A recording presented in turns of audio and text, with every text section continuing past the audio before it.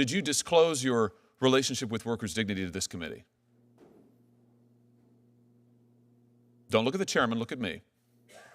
I'm not sure that I included that.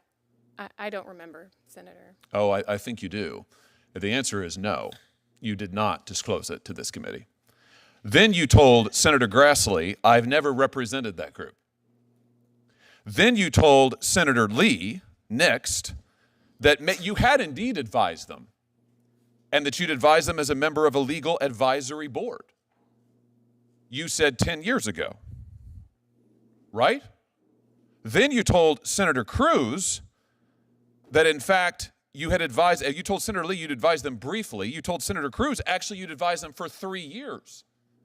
Then you told Senator Durbin that it wasn't 10 years ago, it was 15 years ago. So what is it exactly? Senator Josh Hawley systematically dismantles Biden judicial nominee Ms. Campbell's credibility in what may be the most intense confirmation hearing exchange in years. Watch as 4 different answers about her ties to workers' dignity all contradict each other, leading to accusations of lying under oath. In this complete breakdown, we examine every contradiction, every evasive answer, and every moment where Ms. Campbell's testimony falls apart under rigorous questioning. From undisclosed associations with radical organizations to suspicious political donations to extremist candidates, the pattern of deception becomes undeniable. This isn't just political theater. This is about whether someone who has demonstrated repeated dishonesty deserves a lifetime appointment to the federal bench. The stakes couldn't be higher, and the evidence couldn't be clearer.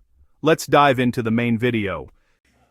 Senator Hawley. Thank you, Mr. Chairman. Ms. Campbell, I'm trying to understand your answers to this committee. Let's start with the workers' dignity question, because your truthfulness under oath is surely, I notice my friends across the way now are utterly uninterested in any organization you've been a part of. They're suddenly utterly uninterested in things you wrote in the past. They're utterly uninterested in who you give money to.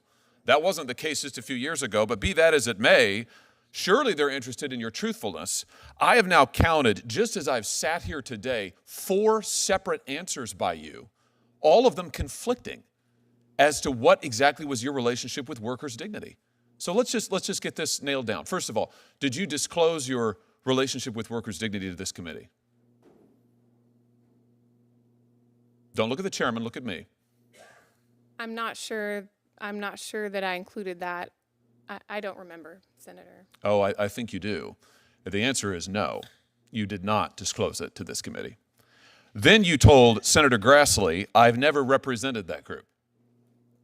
Then you told Senator Lee, next, that you had indeed advised them, and that you'd advised them as a member of a legal advisory board. You said 10 years ago, right?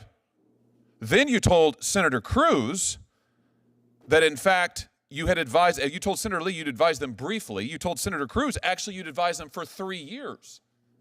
Then you told Senator Durbin that it wasn't 10 years ago, it was 15 years ago. So what is it exactly? You didn't disclose your association with this radical group to the committee. You're currently listed now, your own bio lists you as a legal advisor to the Workers' Dignity Group from 2013 to the present. To the present. The Tennessee Bar Association cited your work with this group for your nomination. So what is the story? When did you start working for Workers' Dignity? Senator, more than a decade ago, for 2 or 3 years, I served on a legal advisory committee or board. So you gave them legal advice. We were helping them set up as a nonprofit. So you represented them. So you lied to Senator Grassley earlier when he explicitly asked you, did you do any legal work? And you said no. Senator, in fact, you served on a legal advisory board. That's your testimony now. Correct? Senator, I served on this board. On a legal advisory board, correct? Correct. Okay. So you lied to Senator Grassley here under oath. What else have you lied about?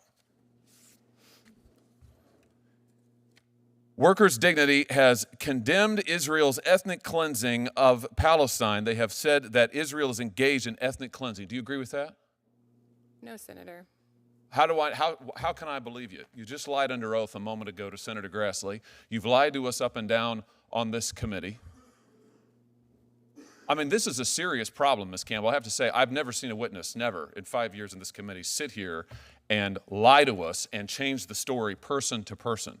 Why are you doing it? What is it? Why are you afraid to tell the truth about workers' dignity? Why have you lied to this committee? Why didn't you disclose it? Why did you lie to Senator Grassley? Why have you changed your story every time you're asked?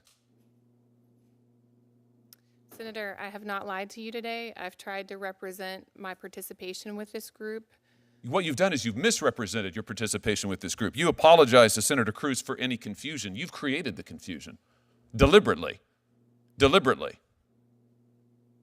Let's talk about something else that you've created confusion for. The biggest political donation that you have ever made is to Odessa Kelly, this radical candidate who said that members of this committee are Satanists, who endorsed violence.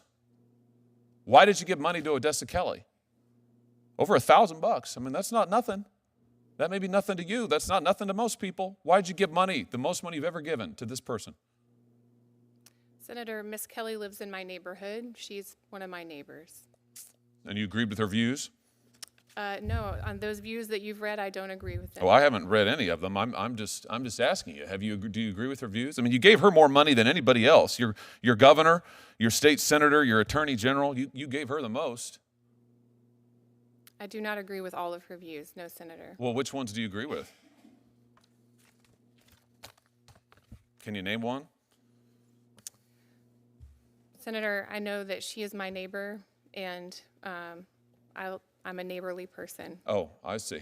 You're a neighborly person. Well, I tell you this. You have represented to this committee that you didn't know what Odessa Kelly said and the outrageous, frankly, outrageous things that she said and did. You said you didn't know anything about workers' dignity. You lied to us about your association with that group.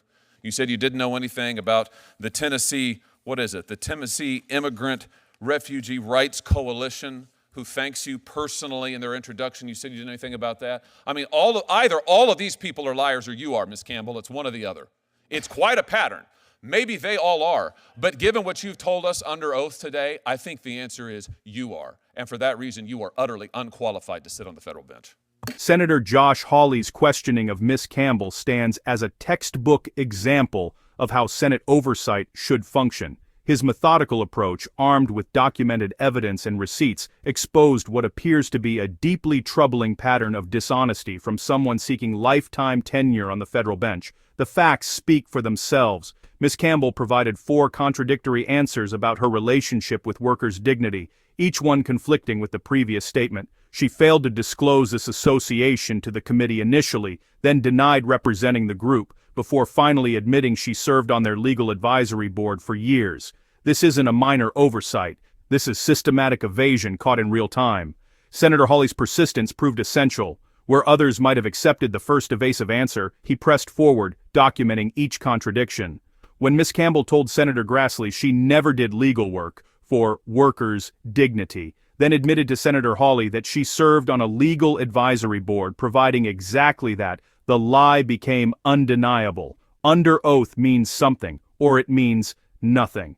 The Odessa Kelly donation further demonstrates problematic judgment. Over $1,000, more than she gave to any other candidate, went to someone who called sitting senators Satanists and endorsed violence. The explanation that Kelly was simply a neighbor strains credulity. People don't typically give their largest political donations based solely on zip code proximity. What makes Senator Hawley's approach particularly effective is his refusal to accept partisan double standards. He correctly noted that these same senators showed intense interest in past nominees' associations and writings, yet suddenly became uninterested when examining a Biden nominee's radical connections. Consistency matters in oversight. The Tennessee Immigrant and Refugee Rights Coalition acknowledgement, the Workers' Dignity affiliation, the extremist candidate donation, all point to either calculated deception or staggering negligence about her own professional history. Neither quality befits a federal judge. Senator Hawley's final assessment that Miss Campbell is utterly unqualified for the federal bench isn't partisan rhetoric. It's an evidence-based conclusion drawn from her own contradictory testimony. Federal judges wield enormous power over American lives. They interpret laws, determine rights, and shape society for generations. Such positions demand absolute integrity.